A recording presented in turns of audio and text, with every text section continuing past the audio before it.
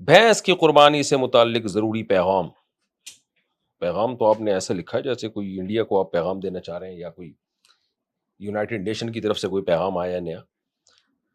یوں کہیں کہ بھینس کی قربانی کیوں جائز ہے. بھینس کی قربانی جائز ہے، اس پر امت کا اجماع رہا ہے. اب بعض اہل حدیث حضرات نے اس میں اختلاف کیا، لیکن ماضی کے جو اہل حدیث ملتے ہیں وہ بھی جائز سمجھتے تھے.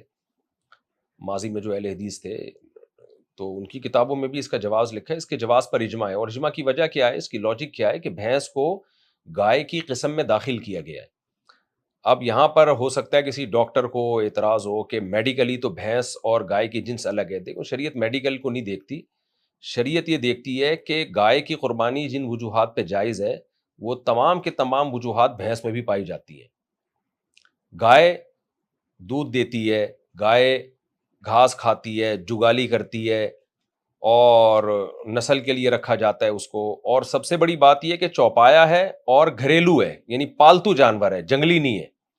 تو بھینس میں بھی یہ ساری چیزیں گائے والی پائی جاتی ہیں. ٹھیک ہے اس کی ایک الگ نوعیت کی وجہ سے اس میں بہت ساری کوالٹی اس سے گائے سے الگ ہے، لیکن شریعت اتنی پیچیدگیوں میں نہیں جاتی. تو اہلی ہے، یعنی اہلی کا مطلب وحشی نہیں ہے.